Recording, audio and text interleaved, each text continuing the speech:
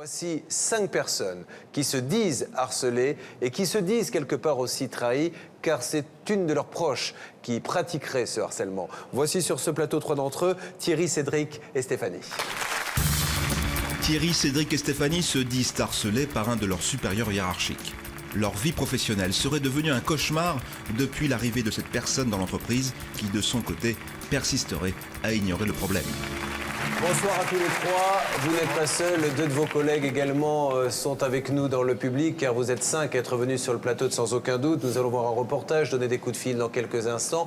Cette histoire est assez hallucinante, car d'après ce que vous nous racontez, c'est une amie au départ à vous qui a un problème de boulot. Vous l'aidez à rentrer dans votre propre entreprise et à partir de là, elle se met à vous harceler. Alors, première question que j'ai envie de vous poser avant de voir le reportage, c'est pourquoi, puisque c'est une copine ? Disons que c'est une dame qui est quand même très ambitieuse, je dirais, quoi. Et en fait, le harcèlement n'est pas venu tout de suite. Il a suivi, suite à notre refus, en fait, de marcher dans certaines magouilles de combines de sa part, quoi. Le harcèlement, ça n'a pas été un petit harcèlement, puisque vous, monsieur, vous êtes bien placé pour le savoir, ça a été très loin vous concernant. Vous avez même fait une tentative de suicide, monsieur ? C'est difficile, quand vous voyez une femme qui vous rabaisse, qui vous prend... pour plus qu'une bonne, c'est difficile à tenir, quoi. C'est très difficile à tenir. Et... aller jusqu'à ce geste, il fallait vraiment que ça soit violent. Comment vous le ressentiez ? Mais moi, c'est le fait d'avoir cette dame-là sur le dos constamment, même pour 5000 francs le SMIC, vous tenez pas, quoi. C'est pas possible, quoi. C'est plus envisageable. Et vous, qui êtes une femme, madame, donc ça se traduisait aussi violemment avec vous ? Le médecin m'a reconnu, j'étais en dépression parce que j'en pouvais plus, quoi. Bon. Je rentrais chez moi, je pleurais et tout.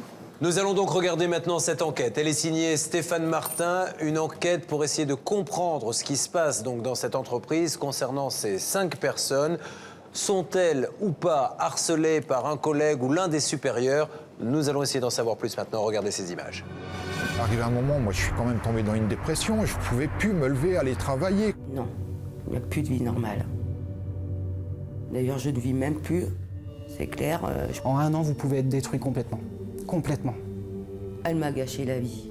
Elle nous a gâché la vie. À nous tous. On devient un légume, quoi. Et puis psychologiquement, on est détruit. Les amis qui venaient chez moi me disaient que j'étais un zombie. J'en pouvais plus, quoi. Même mes collègues me voyaient pleurer. J'étais un bout, quoi. Toutes ces personnes ont un point commun, elles auraient été victimes de harcèlement moral dans leur entreprise. Sous les ordres d'une de leurs supérieures hiérarchiques, elles auraient vécu une année durant l'enfer. Brimades, insultes, vexations, menaces, rien ne leur aurait été épargné. Une situation de nos jours de plus en plus fréquente, mais en l'espèce, il y a une petite originalité. Tous connaissent leur présumée harceleuse, elle était l'une de leurs meilleures amies, comme l'atteste ce film amateur, tourné l'été 2003.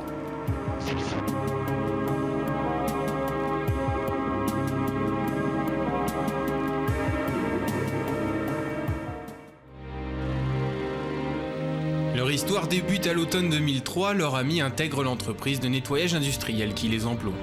Elle devient chef de secteur, c'est avec enthousiasme qu'il l'accueille, un enthousiasme de courte durée.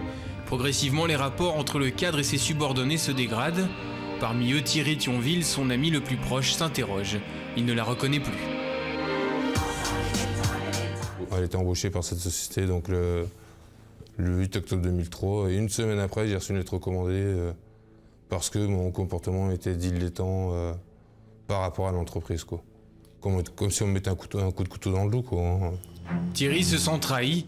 Il l'ignore encore, mais cette lettre n'est que, selon lui, le début de son calvaire. Chaque journée devient plus éprouvante. La responsable n'aurait eu de cesse de lui en demander toujours plus. Mais il n'est pas le seul. Sa collègue Stéphanie, 26 ans à l'époque, enceinte de 3 mois, aurait subi le même sort.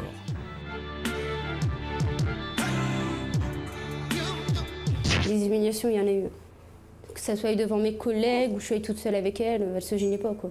J'arrivais après terminer mon travail, elle attendait que j'arrive au local et puis elle me disait « Ouais, t'as ça à refaire, tu travailles mal depuis que t'es enceinte. » Que je travaillais normalement, quoi. Je faisais le boulot d'une femme normale. Elle m'a envoyé des textos, il y a ça à faire, il y a ça à faire, il y a ça à faire, et puis c'est tout. Il faut que ce soit fait dans la journée, quoi. Si c'était pas fait dans la journée, le lendemain tu te faisais engueuler, quoi.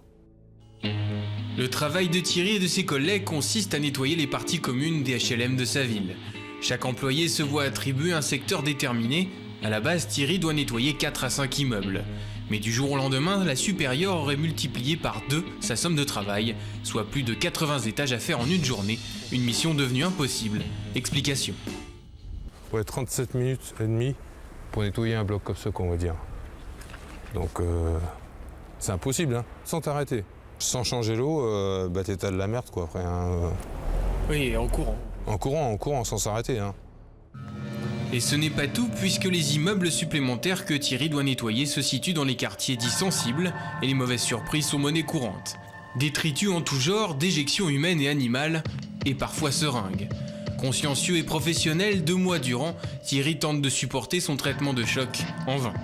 Il sombre dans la dépression, c'est le début des anxiolytiques et des insomnies. Il n'est plus que l'ombre de lui-même, aux grandes dames de son épouse, Malika.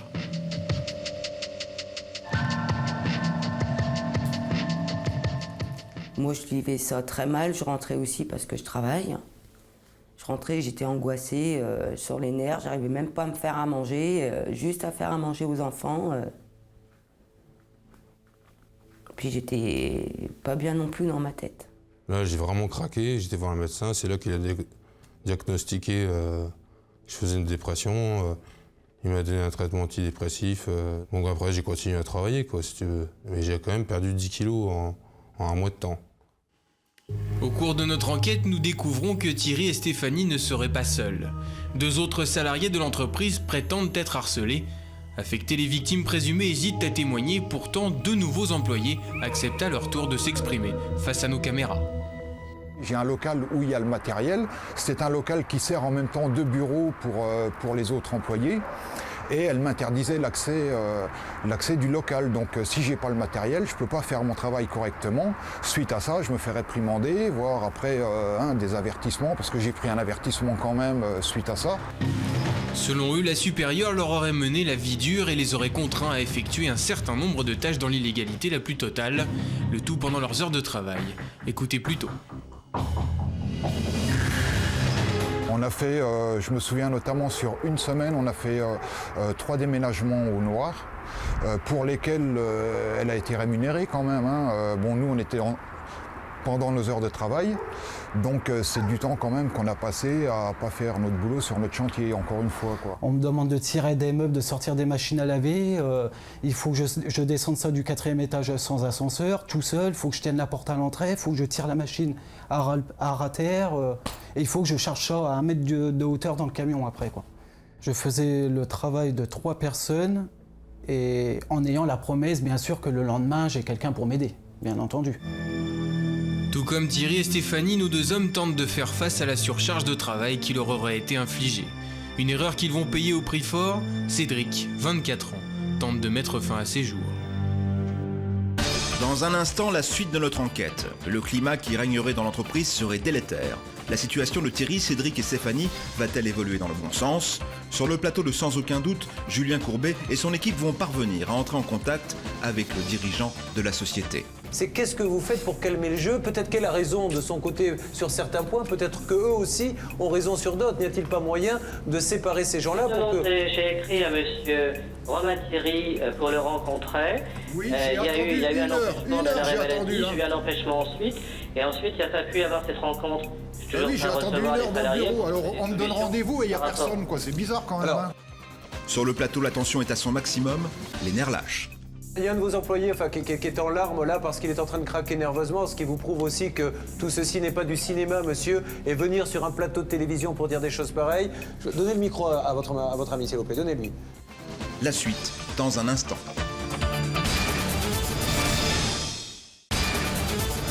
Il y a quelques instants, nous recevions Thierry, Cédric et Stéphanie qui se disent harcelés par un de leurs supérieurs hiérarchiques. Leur vie professionnelle serait devenue un cauchemar depuis l'arrivée de cette personne dans l'entreprise qui, de son côté, persisterait à ignorer le problème. Voici la suite du reportage. On me demande de tirer des meubles, de sortir des machines à laver. Il faut que je descende ça du 4e étage sans ascenseur, tout seul. Il faut que je tienne la porte à l'entrée. Il faut que je tire la machine à ras terre. Et il faut que je charge ça à 1 mètre de hauteur dans le camion après, quoi. Je faisais le travail de 3 personnes et en ayant la promesse, bien sûr, que le lendemain, j'ai quelqu'un pour m'aider, bien entendu. Tout comme Thierry et Stéphanie, nos deux hommes tentent de faire face à la surcharge de travail qui leur aurait été infligée. Une erreur qu'ils vont payer au prix fort. Cédric, 24 ans, tente de mettre fin à ses jours. Je ne supportais plus rien à la maison, quoi. Je ne supportais plus rien à la maison, d'où l'envie d'en finir. Bon, j'ai failli être interné en psychiatrie quand même. Je suis sorti parce que ma femme a signé la décharge. Sinon, il n'en était pas question. Psychologiquement, c'est la chute. Et puis voilà, quoi. On se retrouve avec un traitement. On dort plus la nuit, on mange plus, on perd 5-10 kilos, quoi. Après la tentative de suicide de Cédric, le groupe d'amis réagit. D'un commun accord, ils contactent la direction de leur entreprise par lettre recommandée avec accusé de réception. Seul l'un d'entre eux reçoit une réponse, un rendez-vous est pris, une bonne nouvelle pour la première fois, ils pensent enfin pouvoir s'expliquer. J'ai jamais pu voir quelqu'un expliquer clairement la situation. J'ai demandé à être entendu avec elle, avec les gens qui travaillent avec moi. Et il n'y a pas moyen, c'est pas possible. On ne nous croit pas, on est des menteurs. On est venu me voir, j'ai reçu votre courrier, le courrier est bien arrivé. Voilà la phrase exacte qu'on m'a dit, quoi. Et on est reparti, on est remonté dans sa voiture, on est reparti. C'est tout ce qu'on m'a dit. En dépit de cette démarche, la direction de l'entreprise semble ignorer le problème. Tout dialogue apparaît impossible. Désespérés et éprouvés, nos prétendues victimes n'ont pas d'autre choix. Elles contactent la sécurité sociale, une enquête est ouverte. Les conclusions des médecins et des enquêteurs sont unanimes. Il s'agit bien de harcèlement moral professionnel. Nous avons acquis la certitude que les dirigeants de la société ne peuvent ignorer la gravité de la situation. Alors pourquoi ne réagissent-ils pas ? Pour comprendre, nous nous rendons directement au siège de l'entreprise. Le directeur n'est pas là, c'est l'un de ses bras droits qui nous reçoit. À notre grande surprise, il semble tout découvrir de l'affaire. On a été contacté par plusieurs personnes qui se disent victimes de harcèlement au sein de votre société. Ah bon ? Ouais. Vous êtes au courant de quelque chose ou pas ? Moi, personnellement, harcèlement, non. Spécialement, non. Pourtant, au bout de quelques minutes de conversation, la mémoire semble lui revenir. Je crois savoir qu'il y a eu une personne chez nous qui nous a accusé de harcèlement par rapport à une de nos chefs d'équipe, mais quelque chose qui n'est pas justifié. On dit justifié. On a retourné aussi la chose dans l'autre sens. Hein. Je crois savoir, mais c'est pareil, c'est-à-dire que la chef d'équipe, elle, c'est plein aussi d'harcèlement par rapport à la personne, enfin, la personne qu'apparemment on doit parler. En clair, la version de la direction est totalement opposée à celle de nos témoins. Nous décidons alors de confronter Thierry Thionville à cette responsable. C'est en caméra cachée que nous lui rendons visite. Le dialogue s'engage.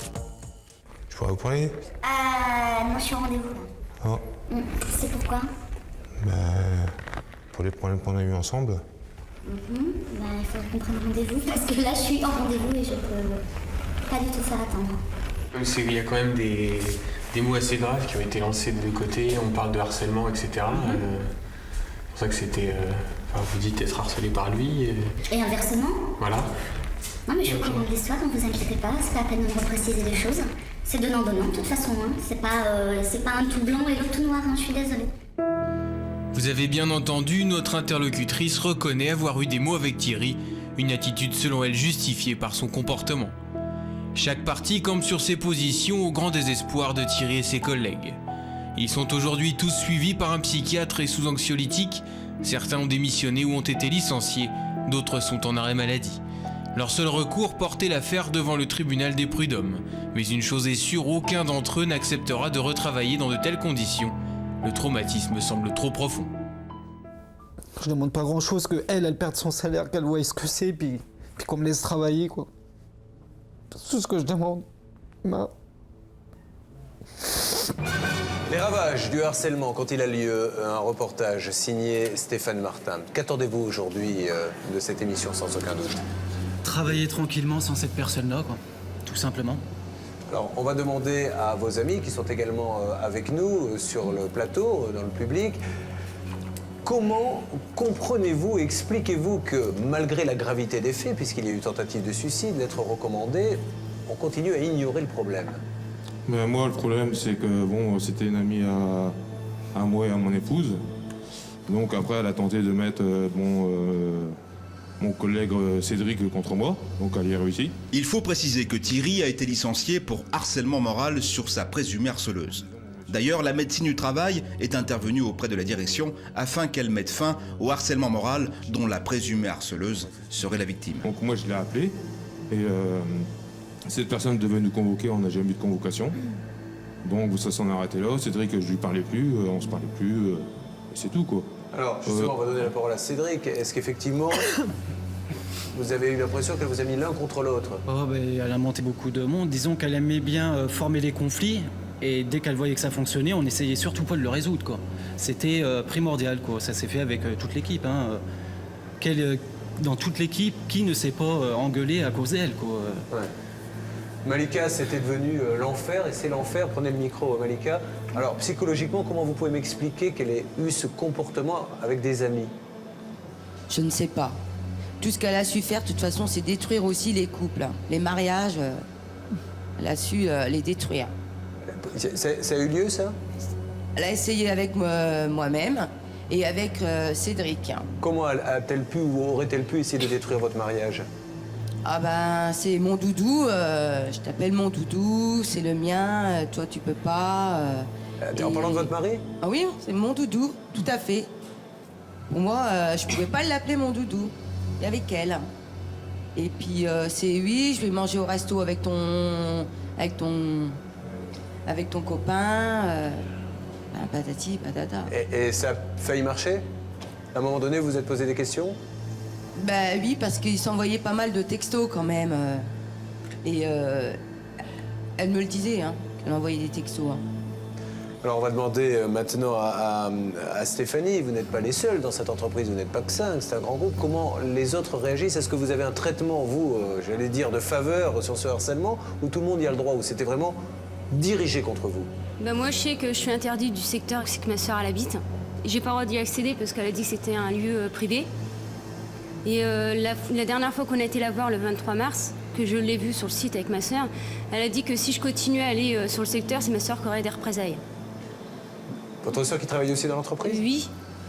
Monsieur, il y a aussi une chose certainement que nos téléspectateurs ont envie de comprendre. Quand on est 5 comme ça, vous êtes un homme, vous êtes grand, costaud, vous n'allez pas 5 dans le bureau du directeur à un moment donné en lui disant on arrête tout, on va vous expliquer? Ben si, on l'a fait, mais en fin de compte, on nous écoute pas et on nous prend pour des menteurs et des gens qui veulent rien foutre, quoi, en fait. On nous croit pas, quoi. On nous croit pas. Votre tentative de suicide, c'était pendant que vous étiez employé?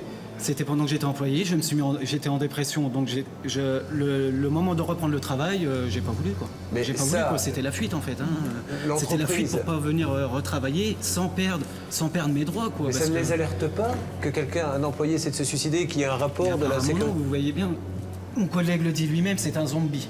Vous vous rendez compte un peu? Donc il y a deux aspects, il y a un aspect social et un aspect pénal. L'aspect social, maître Michel. Il y a une règle générale, il faut que les téléspectateurs le sachent. L'employeur a l'obligation de vous protéger contre les harcèlements. À partir du moment où ceux-ci avaient prévenu leur employeur, ou mieux, on sait que la sécurité sociale a tiré la sonnette d'alarme, l'employeur devait déplacer la personne concernée ailleurs pour faire cesser le harcèlement, en tout cas prendre les mesures qui s'imposaient. Et ceux-ci peuvent aller devant le conseiller prud'homme, demander soit des dommages-intérêts pour harcèlement, soit demander même la rupture du contrat, c'est se faire considérer comme licencié au tort de l'employeur avec dommages-intérêts parce qu'ils étaient harcelés. Est-ce que le patron, pénalement, s'il y a eu tentative de suicide, si la sécurité sociale l'a constaté et marque noir sur blanc qu'il peut y avoir du harcèlement, a des responsabilités? Tout à fait, Julien. Dans les cas les plus graves de harcèlement, l'employeur peut être poursuivi pour non-assistance à personne en danger et on a déjà des cas de jurisprudence, de condamnation d'employeur sur le plan pénal. Nous allons donc maintenant essayer de donner quelques coups de fil pour savoir ce qui se passe. Quelle position a-t-on dans cette entreprise? Nous allons quand même essayer dans un premier temps d'appeler cette personne. Votre ami, c'est parti. La régie fait le numéro.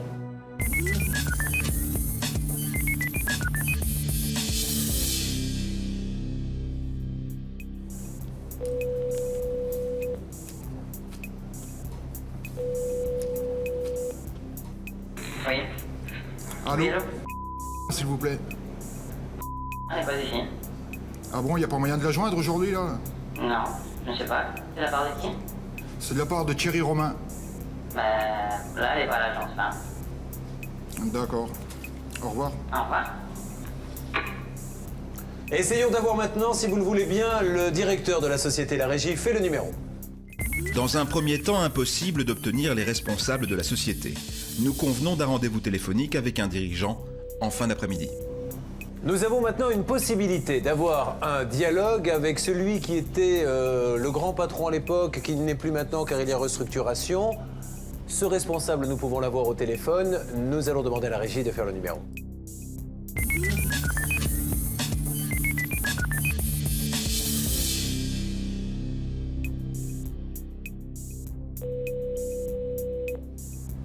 Allô? Bonjour monsieur, je suis Julien Courbet donc de l'émission Sans aucun doute, pardonnez-moi de vous déranger. Dans le cadre donc des enregistrements de nos émissions, nous essayons de comprendre la situation d'employés de votre société qui visiblement semblerait nous dire qu'il y aurait des problèmes de harcèlement. Alors déjà la première question, je voulais savoir si vous étiez au courant de la situation. Alors, je vais vous donner les éléments. Tout d'abord, je voulais vous dire que les propos que je vais tenir, j'ai fait venir ici Maître Tout à fait. Qui donc va enregistrer l'ensemble de mes propos. Il n'y a aucun problème. À notre grande surprise, le dirigeant que nous avons en ligne nous révèle que le harceleur ne serait pas l'un des supérieurs hiérarchiques mis en cause dans notre émission, mais plutôt un de nos invités présents sur le plateau. Il appuie sa démonstration sur un constat d'huissier signé par Stéphanie, présente également sur le plateau. Mais madame a signé. Mais vous avez signé le papier. Bon, alors ça, c'est un mauvais point. Ça, si vous avez signé, mais pourquoi vous avez signé quand il vous a marqué vous l'avez lu avant de signer? C'est lui qui a rempli, hein, c'est pas nous qui écrivons, c'est lui Mais qui au moment de signer, vous n'avez pas relu? J'ai signé. Vous avez signé directement. D'accord. Premier point, monsieur, on est d'accord là-dessus. Alors, en ce qui concerne Cédric Becquerel, donc qui est à côté de moi, dit lui aussi avoir été victime de harcèlement et a fait une tentative de suicide. Et il y aurait apparemment des papiers de la Sécu. Une enquête de la Sécu qui aurait été diligentée. Est-ce que c'est vrai ou pas vrai, ça? Oui, il y a une enquête qui a été diligentée. Que dit l'enquête de la Sécu, donc? Sur ce point précis, sur le cas de Cédric. Et qu'est-ce que vous avez fait pour ce monsieur? Ah, je ne suis pas au courant. Vous n'êtes pas au courant de ce papier? Pas du tout. Vous n'êtes pas au courant? Je vous ai envoyé un courrier qui faisait 3 pages en recommandé. J'ai l'accusé de réception qui est là, signé de votre main, quoi. Alors ne dites pas que vous n'êtes pas au courant. Monsieur Becquerel et moi-même, on présentez-vous, monsieur, parce travaille qu'il ne sait pas ensemble. qui parle. Thierry Romain, il me connaît très bien, hein. On travaille tous les deux ensemble. Hein. Donc, monsieur Romain nous dit qu'il a envoyé une lettre recommandée de 3 pages vous disant « Attention, il y a du harcèlement ». Comment avez-vous réagi à cette lettre, monsieur? Alors, effectivement, monsieur Romain Thierry m'a envoyé un courrier accompagné de photos. Nous apprenons par le témoin présent sur le plateau que l'un des supérieurs hiérarchiques mis en cause pour harcèlement aurait utilisé les équipes pour procéder au déménagement d'anciennes relations personnelles. Notre dirigeant au téléphone nous dit ne pas être au courant. Pourtant, des photos démontreraient l'événement. Et je vous signale quand même que sur les photos, on est à 2 ouvriers quand même, 3 avec madame plus le camion en train de travailler au noir quand même. Hein. Vous n'avez pas de travail au noir, monsieur. Alors, non, mais est-ce que vous êtes au courant? Attendez, vous rigolez là. Attendez. Enfin, là, on est en train de déborder, monsieur. Ah non, mais non, monsieur, parce que si vous voulez, c'est aussi... Ça, pour le coup, c'est au cœur du problème. Ces gens-là nous disent, et c'est pour ça que je vous pose la question, qu'ils ont été, à un moment donné, cette dame leur aurait demandé d'aller effectuer un déménagement pour quelqu'un qui travaillait dans l'entreprise où elle était elle-même avant. Et plus d'une fois. Ils y ont été, et elle était avec eux, puisqu'elle avait assisté à ce déménagement. Est-ce que vous êtes au courant de ça? Nos 2 témoins n'auraient jamais travaillé sous les ordres directs de la présumée harceleuse. Est-ce que ça vous intéresserait d'avoir toutes les preuves que cette dame a participé en demandant à ses employés à un déménagement? Ils ont des preuves. Quelles preuves avez-vous? Les photos. Des photos d'eux en train de déménager. Les témoignages en fait. Hein, voilà. On peut avoir des tas de témoignages. Comme quoi cette dame leur a demandé de venir donner un coup de main pour un déménagement pour la société où elle travaillait avant. Notre témoin interpelle une nouvelle fois l'employeur sur l'existence supposée du travail au noir dans l'entreprise. Il met en cause une fois encore la présumée harceleuse. C'est pas du travail au noir, mais qu'est-ce que c'est? Est-ce que ça vous intéresse ce genre de document, monsieur? Attendez, monsieur, vous m'appelez pourquoi? Parce que là, on est en train de me parler de choses. On appelle parce que d'un côté, il y a des employés qui disent que cette dame leur fait faire des choses qui leur retournent dessus par la suite. donc des déménagements, et eux ils l'ont fait parce que, enfin c'est ce qu'ils disent, hein, parce que bon, c'est leur supérieur et leur dit il faut faire ça, donc ils l'ont fait. De son côté, la présumée harceleuse n'a pas souhaité s'exprimer sur le sujet. Oui, parce qu'en fin de compte, le temps qu'on passe à faire les déménagements, c'est quand même du temps qu'on passe pas à faire notre boulot sur le chantier, quoi. Moi, j'ai quand même pris un avertissement parce que mon boulot était pas fait. En plus, en dehors de mes heures de travail, je suis désolé, je finis à midi. Je reçois un avertissement parce que je suis pas au travail à 12h20 quand même. Hein. Donc je vous pose la question, est-ce que vous êtes prêt, compte tenu des accusations de harcèlement réciproque, de prendre votre responsabilité d'employeur, c'est-à-dire de les séparer? Je prendrai les dispositions qu'en tant qu'employeur, je dois prendre face à cette situation. Donc aujourd'hui, monsieur, la situation elle est simple. Moi, peu importe. C'est visiblement il y a un climat là qui est en train de se détériorer. C'est la seule chose qui intéresse. C'est qu'est-ce que vous faites pour calmer le jeu. Peut-être qu'elle a raison de son côté sur certains points. Peut-être que eux aussi ont raison sur d'autres. N'y a-t-il pas moyen de séparer ces gens-là pour que... J'ai écrit à monsieur Romain Thierry pour le rencontrer. Oui, il y a eu un empêchement de l'arrêt maladie. Hein. J'ai eu un empêchement ensuite.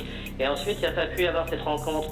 Oui, j'ai attendu 1 heure dans le bureau, alors on me donne rendez-vous et il n'y a personne, quoi. C'est bizarre quand même. Alors, en ce qui concerne donc monsieur Thionville, vous avez eu ou pas des feuilles d'accident du travail? Alors, il est à côté de moi, il vous parle, allez-y. Oui. Je vous ai fait un courrier le 10 février et que j'étais en dépression nerveuse et que le harcèlement moral était une chose grave, que j'avais perdu 8 kilos, que j'étais sous traitement dépressif, Prozac 20 mg et Lisanxia 10 mg, et j'attends toujours la réponse à ce jour. Est-ce que vous avez répondu à la lettre commandée de monsieur Thionville qui vous a été présentée le 19 février 2004? J'ai le récépissé sous les yeux. Hein. Oui, la lettre est certainement arrivée, mais je ne me souviens pas de si j'ai fait une réponse ou pas, c'est pas clair. Et est-ce qu'à un moment donné, monsieur, enfin je sais pas, tous ces gens-là qui font des lettres commandées, tout ça, quel est leur intérêt? Il a été reçu par son responsable hiérarchique. J'ai reçu été par personne. Alors, aujourd'hui, monsieur, est-ce qu'ils vont être séparés, ces gens-là, le temps que la lumière soit faite, pour savoir qui a raison, qui a tort, ou est-ce qu'ils continuent à travailler ensemble? Bon, il y a eu une tentative de suicide, maintenant. Et ils sont tous en arrêt maladie, donc pour l'instant, personne ne travaille ensemble. D'accord, mais... Oui, mais moi, je suis en accident de travail, je suis pas en arrêt maladie. Il y a quand même une chose que je ne comprends pas, c'est qu'on vous informe que vous avez un chef d'équipe qui détourne quand même... Notre témoin interpelle à nouveau le chef d'entreprise sur le sujet du travail au noir. On vous informe de ça, on vous en apporte la preuve, et il n'y a aucune réaction de votre part, quoi. Non, il n'y a aucune preuve. Ça, je ne comprends pas quand même. L'inspecteur du travail est bien au courant du dossier. Une main courante a été déposée d'ailleurs à ce sujet au commissariat, donc il n'y a pas d'épreuve de travail au noir. Ben si, quoi, hein. Si, hein. Alors, qu'est-ce qu'il vous faudrait? S'il vous amène des preuves, ça peut changer quelque chose? Nous convenons avec le dirigeant de l'entreprise d'une réunion pendant laquelle les différents plaignants pourraient faire valoir leurs arguments et montrer leurs preuves si tant est qu'elles existent. Et ce, afin de mettre un terme au climat délétère qui régnerait dans la société. Et comme ça vous permettra, vous, en tant que patron, de faire la lumière là-dessus. Exactement. Est-ce que c'est possible de l'organiser? Ça sera fait. Ça sera fait. Bon, est-ce que vous pouvez, sans donner une date précise, nous dire quand elle aura lieu? Attendez, monsieur, je suis en déplacement complètement à l'extérieur. D'accord. Donc, vous me demandez un certain nombre de choses. Je ne peux pas, je ne suis pas du tout à mon bureau. J'ai pas d'éléments avec moi. J'entends bien. Pendant ce temps, dans le public, l'un de nos témoins craque. Il veut nous dire encore ce qu'il aurait enduré pendant des mois au sein de cette entreprise. Il y a un de vos employés qui est en larmes là parce qu'il est en train de craquer nerveusement, ce qui vous prouve aussi que tout ceci n'est pas du cinéma, monsieur, et venir sur un plateau de télévision pour dire des choses pareilles. Donnez le micro à votre ami, s'il vous plaît, donnez-lui. Essayez de parler, monsieur. Qu'est-ce que vous avez à dire, monsieur? Allez-y. Allez-y, monsieur. Au début, j'ai craqué le 27 janvier, donc j'ai été voir mon médecin. Donc j'avais déjà perdu 10 kilos. Et depuis ce temps-là, mon état n'arrête pas de s'empirer, je sais pas, de choper des saloperies. Depuis 1 an, quoi. Je comprends bien. Je suis au bout du rouleau, quoi, j'en ai marre. Il faut faire cette réunion, je sais que vous allez la faire, monsieur. Nous, on va se donner rendez-vous à vous tous d'ici 15 jours sur le plateau pour savoir ce qui est sorti de cette réunion. Non, je n'ai pas me justifié devant vous sur un plateau. Mais pas vous, monsieur, pas vous. Vous ne vous justifierez pas, non, ne vous inquiétez pas, vous restez où vous êtes, ne vous inquiétez pas. Vous n'avez pas à vous justifier. Non, mais c'est moi qui définira les délais à lesquels je fais cette réunion. Eh bien, d'accord, moi, monsieur, je peux quand même inviter ces gens-là dans 15 jours sur mon plateau.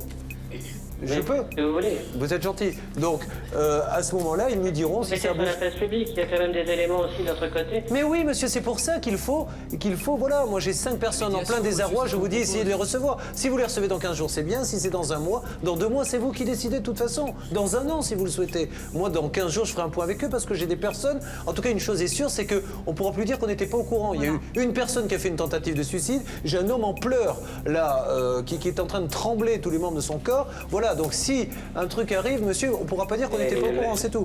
Monsieur, on vous laisse tranquille, on va vous remercier 1000 fois d'avoir accepté de nous parler. Quant à nous tous, on se retrouve d'ici, on va dire 15 jours, 3 semaines sur le plateau, on voit si une réunion a eu lieu ou pas, et puis on reviendra 3 semaines après, etc., comme nous le faisons dans cette émission. D'accord? Monsieur, je vous remercie 1000 fois. Au revoir. Au revoir, monsieur. Merci beaucoup. Nous allons suivre dans sans aucun doute l'évolution de ce dossier sensible. Nous retrouverons nos témoins dans 3 semaines. Nous saurons si des solutions ont pu être trouvées. C'est même la première fois qu'ils acceptent de nous écouter. Je ne m'y attendais pas du tout en fait et je suis assez satisfait.